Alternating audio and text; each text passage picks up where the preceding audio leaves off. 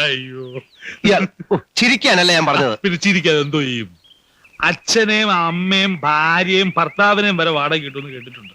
ഇതിപ്പോ എന്തോന്നാ ഗർഭപാത്രം വാടക കിട്ടുമെന്നോ? അതെവിടെ കിട്ടും? കറിയാച്ച, ഞാൻ സീരിയസ് ആയിട്ടാ പറയുന്നത്.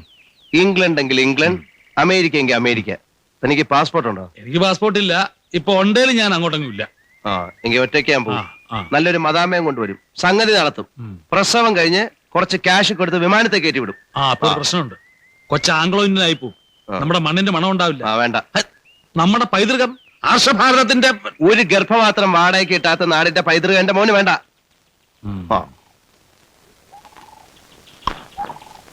എന്നെ എന്റെ തലയിലൊന്ന് മിന്നി. എന്താ? ഒരു സാധ്യത. ചങ്ങനാശ്ശേരി കോഴിക്കാല ഷാപ്പിനടുത്ത് ഒരു ഗർഭപാത്രം കിട്ടാനുണ്ട്. കൊള്ളാവുന്നതാണോ? കൊള്ളാമായിരിക്കണം. എനിക്ക് കല്യാണത്തിന് മുമ്പേ ഉള്ള പരിചയമാ. ഇപ്പോഴും മോശമായി കാണാൻ വഴിയില്ല. കാരണം ഭർത്താവ് നേരത്തെ തട്ടിപ്പോയതാ. കറിയാച്ചൻ എങ്ങനെയാ പരിചയം? പരിചയം എന്ന് പറഞ്ഞാൽ ഈ ഷാപ്പും വീടും തമ്മിൽ 50 അടി അകലേ ഉള്ളൂ. അപ്പൊ അതിൻ്റെതായിട്ടുള്ള ഒരു ട്രാൻസാക്ഷൻ. എന്ത് പ്രായം വരും? പ്രായം എന്ന് പറഞ്ഞാൽ ഇപ്പോ അങ്ങനെ കൂടുതലൊന്നുമില്ല. ഒരു 50, 55 അതിൽ കൂടുതലൊന്നും ഉണ്ടാകാൻ വഴിയില്ല. അത് താനെടുത്തോ, എനിക്ക് വേണ്ട. എടോ, നമ്മുടെ സ്ത്രീക്ക് 35 വയസ്സിന് താഴെ പ്രായം പാടുള്ളൂ. ഫെർട്ടിലിറ്റി വേണം. അപ്പൊ ഒരു കാര്യം ചെയ്യ്, പത്രത്തിൽ ഒരു പരസ്യം കൂടെ. എന്നിട്ട് വേണം നാട്ടുകാർ മുഴുവൻ അറിയാൻ. ഇതിപ്പോ താനും ഞാനും ഡോക്ടർ ഹമീദും സീനത്തും ഗർഭിണിയാകാൻ പോകുന്ന പെൺകുട്ടിയും അവളുടെ ബന്ധുക്കളും പിന്നെ അവരുടെ ബന്ധുക്കളും പരിചയക്കാരും ഹോസ്പിറ്റലിലെ സ്റ്റാഫും. എടോ, ഇത് രഹസ്യമാക്കി വെക്കാൻ പറ്റില്ല. പരസ്യമാവും. നാണക്കേടുണ്ടായി ആ വഴിക്ക് ചിന്തിക്കണ്ട. എനിക്കെന്താ നാണക്കേട്? പിന്നെ എനിക്കൊരു കുഞ്ഞുണ്ടാകുന്നതിൽ ഇത്ര നാണിക്കാൻ എന്തുവാ? ഓ ഓ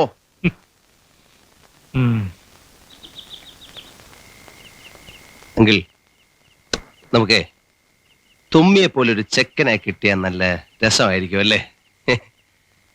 അതിന് ഞാൻ ചില വഴികളൊക്കെ കണ്ടുവച്ചിട്ടുണ്ട്. അത് നടക്കണമെങ്കിൽ ഇംഗ്ലണ്ടിലോ അമേരിക്കയിലോ ഒക്കെ ഒന്ന് പോണം. അങ്കിൾ, എനിക്കൊരു പാസ്പോർട്ട് എടുത്ത് തരണം. എനിക്കൊന്നും മനസ്സിലായില്ല. തുമ്മി പാസ്പോർട്ടുമായിട്ട് എന്താ ബന്ധം? അതൊക്കെ ഞാൻ വിശദമായിട്ട് പറയാം. അങ്കിൾ, എനിക്കൊരു പാസ്പോർട്ട് എടുത്ത് തരുമോ? രാജീവ് സാറിന് ഫോൺ. ആരാ രാജ? കള്ളുകപ്പനികളും എല്ലാവരും ആണോ? അമീത് സാറാണെന്ന് തോന്നുന്നു. ഇവരൊക്കെ കൂടി എന്തോ ചില ചുറ്റിക്കളികളുണ്ട്.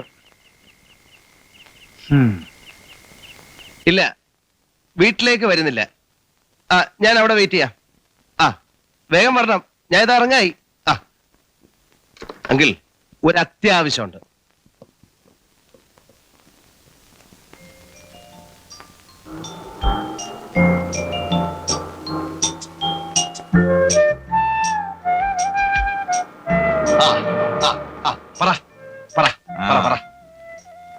താനെന്താ പറഞ്ഞു വന്നു? പറഞ്ഞേ. ഞാനൊന്ന് ശ്വാസം വിടട്ടെ. എന്തെല്ലാം നുണ പറഞ്ഞാ വീട്ടിൽ നിന്ന് ഇറങ്ങിയെന്നറിയാവോ? ഡോക്ടർ ആയാലും മജിസ്ട്രേറ്റ് ആയാലും പെണ്ണ് തന്നെയാ. ന്യൂസൻസ്. എന്നിട്ടൊരു പെണ്ണിനെ കിട്ടാൻ വേണ്ടി താൻ എത്ര നാളായി അലയുന്നു? എന്നിട്ട് എവിടുന്നേലും കിട്ടാനുണ്ടോ? ഇല്ല. ഇവിടെ കിട്ടിയില്ലെങ്കിൽ വേണ്ട, അമേരിക്കയെങ്കിൽ അമേരിക്ക. ഞാൻ ഒരാളെ തന്നാലോ? ഒരു ഗർഭപാത്രം വാടകയ്ക്ക് വാങ്ങി തന്നാലോ എന്ന്. സമ്മതിച്ചോ? സമ്മതിച്ചു എന്ന് പറഞ്ഞില്ല, പക്ഷെ സമ്മതിക്കും. അല്ലാതെ അവൾക്ക് മറ്റു മാർഗങ്ങളൊന്നുമില്ല. സത്യത്തിൽ തന്റെ ഈ ഭ്രാന്തനാഗ്രഹം നടന്നു കാണാനുള്ള താല്പര്യം കൊണ്ടൊന്നുമില്ല. അവളുടെ ഇപ്പോഴത്തെ അവസ്ഥയിൽ വേദന തോന്നി പെട്ടെന്ന് അങ്ങ് ചോദിച്ചു പോയതാണ്. ഡോക്ടർക്ക് അറിയാവുന്ന സ്ത്രീയാണോ? കാണാൻ എങ്ങനെയുണ്ട്? വെളുത്തിട്ടാണോ? സ്വഭാവം? കല്യാണാലോചനയൊന്നും അല്ലല്ലോ. സോറി, അറിയാനുള്ള ആഗ്രഹം കൊണ്ട് ചോദിച്ചു പോയതാ. 2 വർഷമായിട്ട് എനിക്കറിയാം അവളെ. എന്റെ പേഷ്യന്റ് ആണ് അവളുടെ ഭർത്താവ്. ഓ, മാരീഡ്? യെസ്, പ്രേമവിവാഹമായിരുന്നു. പേര് കേട്ടാ ചിലപ്പോ അറിയാം. ചന്ദ്രദാസ്. ഇല്ല. പറ. ഫുട്ബോളറാണ്. കഴിഞ്ഞ ഫെഡറേഷൻ കപ്പിന് ബഗാന് വേണ്ടി ഹാട്രിക് നേടിയ ഒരു ചന്ദ്രദാസ്. പത്രത്തിലൊക്കെ ഫോട്ടോ വന്നിരുന്നു. ഇല്ല, ഞാൻ കണ്ടിട്ടില്ല. പറ. അയാൾ ഇന്ന് ആരോരും അറിയാതെ ഭാര്യ വീട്ടിലെ 4 ചുമരുകൾക്കുള്ളിൽ മരണവും കാത്തിരിക്കുന്നു. മരണം കാത്തു? അതെ. നട്ടെല്ലിൽ വേദനയായിട്ടായിരുന്നു തുടക്കം. പല ആശുപത്രികളിലും കൊണ്ടുപോയി ചികിത്സിച്ചു. ആരും ശരിയായി ഡയഗ്നൈസ് ചെയ്തില്ല. പലരും പല രോഗത്തിന്റെ പേരിലും ചികിത്സിച്ചു. സ്ട്രോങ് മെഡിസിൻസ് കഴിച്ച് 6 മാസങ്ങൾക്ക് മുമ്പ് അയാളുടെ വൃക്കകളും തകരാറിലായി. 1-2 മാസങ്ങളായി തീരെ പ്രവർത്തിക്കുന്നില്ല. ഇടയ്ക്കിടയ്ക്ക് ഡയാലിസിസ് നടത്തും. പക്ഷേ കിഡ്നി മാറ്റിവെക്കാതെ രക്ഷപ്പെടില്ല. ലക്ഷങ്ങളുടെ ചെലവ് വരും. അയാളുടെ വീട്ടുകാരാണെങ്കിൽ തിരിഞ്ഞു പോലും നോക്കുന്നില്ല. അയാളുടെ ജീവന് വേണ്ടി അവൾ എന്തിനും തയ്യാറാണ്. മരിക്കാൻ പോലും. ഡോക്ടർ നമ്മുടെ കാര്യമൊക്കെ വിശദീകരിച്ചു കൊടുത്തില്ലേ? എല്ലാം മനസ്സിലാക്കിയിട്ട് തന്നെയല്ലേ? അവസാനം പറ്റില്ല എന്ന് പറയരുത്. വിദ്യാഭ്യാസമുള്ള പെണ്ണാ അവള്. ഞാൻ നേരത്തെ പറഞ്ഞില്ലേ, ചന്ദ്രദാസിന്റെ ജീവൻ തിരിച്ചു കിട്ടുമെങ്കിൽ മരിക്കാൻ വരെ തയ്യാറാകുന്ന ആ മനസ്സിനെ കുറിച്ചൊന്ന് ആലോചിച്ച് നോക്കൂ. എന്താ ഡോക്ടർ അവരുടെ പേര്? ആനി. ആനി.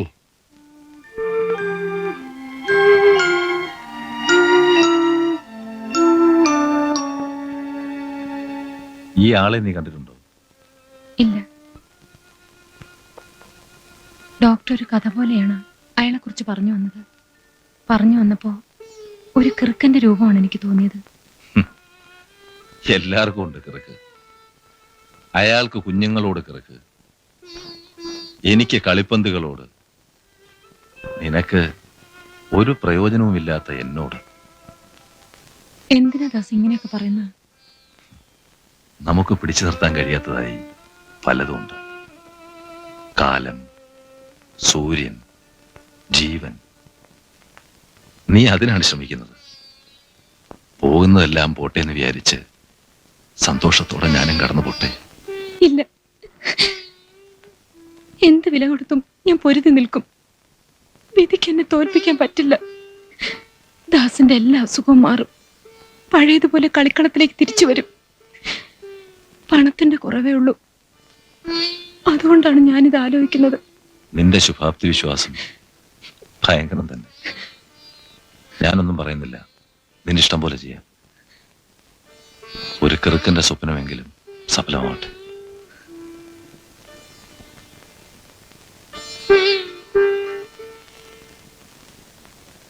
ദാസിന് എന്തെങ്കിലും വിഷമമുണ്ടോ ഇതിൽ? ഉണ്ടെങ്കിൽ പറയണം. എന്തിന്? നിന്റെ മനസ്സും ശരീരവും എല്ലാം എനിക്ക് മാത്രമാണ്. പിന്നെ ഒരു ഭ്രൂണത്തിന്റെ വളർച്ച, 10 മാസം വളർച്ചയുള്ള ഒരു ട്യൂമർ, അത്രയല്ലേ ഉള്ളൂ. അതെ, അതിലപ്പുറം ഒന്നുമില്ല. ഒന്നുകൂടെ ആലോചിച്ചിട്ട് തീരുമാനിച്ചാൽ മതി. 10 മാസത്തെ ട്യൂമർ എന്നൊക്കെ പറയാൻ എളുപ്പമാ, പക്ഷെ അങ്ങനെ കാണാൻ പറ്റുമോ? ഇതല്ലാതെ 1.5 ലക്ഷം രൂപ ഉണ്ടാക്കാൻ നമ്മൾ എന്ത് ചെയ്യും അമ്മച്ചി? ഒരു ഭാരം ചുമക്കുന്ന പോലെ ഞാൻ കണക്കാക്കൂ. അത്രയും കാശ് അയാൾ തരുമോ? തരണം. എങ്കിലേ സമ്മതിക്കൂ. കർത്താവേ, കേട്ടുകേഴ്വി പോലും ഇല്ലാത്ത കാര്യങ്ങളാ. പൊറുക്കണേ.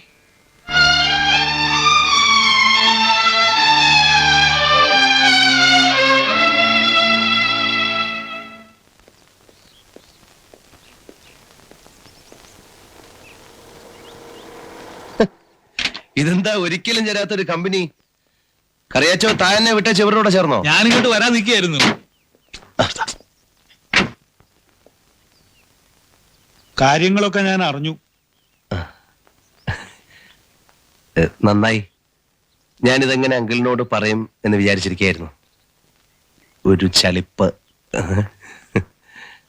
എന്നെ നമുക്ക് ലീഗലായിട്ടുള്ള ഡീറ്റെയിൽസ് കൂടി പഠിച്ചിട്ട് ഒരു തീരുമാനം എടുത്താ പോരെ? ഏയ്, ഇതിൽ ലീഗലായിട്ടൊരു പ്രശ്നമല്ല. ഇതെന്റെ ആഗ്രഹത്തിന്റെ, എന്റെ സന്തോഷത്തിന്റെ കാര്യം മാത്രമാണ്. പിന്നെ അവശേഷിക്കുന്ന പണത്തിന്റെയും വേണ്ടി വന്നാൽ ഒരു കരാറിന്റെയും പ്രശ്നമാണ്. അതും ഒരു പ്രശ്നമാണല്ലോ. അത് നമുക്കൊരു കരാർ എഴുതി ഉണ്ടാക്കാം. എത്ര രൂപയുടെ പത്രമാണെന്ന് വെച്ചാൽ വാങ്ങിച്ചോളൂ. ആ, അത് വേണം, അത് വേണം. നമ്മളങ്ങനെ മണ്ടന്മാരാകാൻ പാടില്ല. ഒരു ലൂപ്പ് ഹോളും ഇല്ലാതെ ഒരു കരാർ എഴുതി ഉണ്ടാക്കാം. അത് വക്കീലിന് ഭംഗിയായി ചെയ്തൂടെ?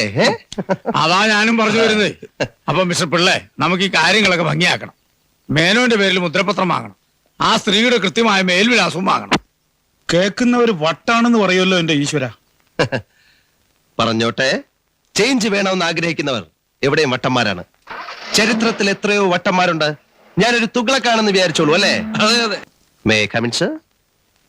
ആ, വെൽക്കം വെൽക്കം. എന്താ പുതിയ വേഷവും ഭാവവും? കൺസൾട്ടിങ് ടൈം കഴിഞ്ഞു. എങ്കിലും ഒരു മുറിയിലേക്ക് കടന്നു വരുമ്പോ ഒരു മര്യാദ കാണിക്കണമല്ലോ. ആ.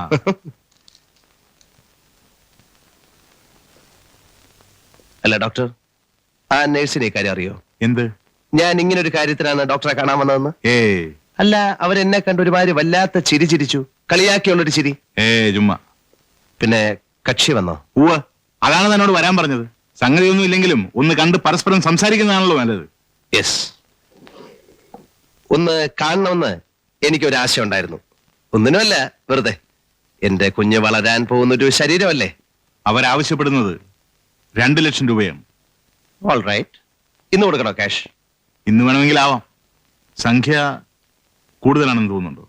ഏയ്, ഇനിയും വേണമെങ്കിൽ കൊടുക്കാം. വേണ്ട, അവരത്രേ ആവശ്യപ്പെടുന്നുള്ളൂ. വൃക്ക കൊടുക്കുന്ന ആളിന് 1 ലക്ഷം കൊടുക്കണം. പിന്നെ ഓപ്പറേഷൻ ചാർജസ്, അയാളുടെ പരിചരണം, പണച്ചെലവ് പിന്നെയും കിടക്കുന്നു. അങ്ങനെ ഒരു ആവശ്യം വന്നാൽ സഹായിക്കണം. Oh sure. വൃക്ക വേണമെങ്കിൽ ഒരെണ്ണം എന്റെ എടുക്കാം. എനിക്കെന്തിനാ 2 എണ്ണം? അത് പറ്റില്ല. ചേരുന്നവരെ വൃക്ക മാത്രമേ സ്വീകരിക്കാൻ പറ്റൂ. ഓ. അല്ലെങ്കിൽ ആനി കൊടുക്കുമായിരുന്നു. അപ്പോ കാണാം. സോറി, ഞാനേ ഒരു സ്മോള് കഴിച്ചോട്ടെ. ചെറിയൊരു ചമ്മൽ, ഒരു വിറ. പിന്നെ ഇത്രയായ സ്ഥിതിക്ക് ഒരു കാര്യം കൂടെ ചോദിച്ചോട്ടെ. ഈ ഉണ്ടാകുന്ന കുഞ്ഞ് ആൺകുട്ടിയാകാൻ വല്ല സൂത്രമുണ്ടോ? അല്ല, ചിലപ്പോ പെൺകുട്ടിയായി പോയാലോ? അതൊന്നും അഷ്വർ ചെയ്യാൻ പറ്റില്ല. വേണ്ട, ഞാൻ ചോദിച്ചെന്നേ ഉള്ളൂ. ആൺകുട്ടി തന്നെ ആയിരിക്കും. മനസ്സിൽ അങ്ങനെ ഒരു ഉറപ്പ്. വാ.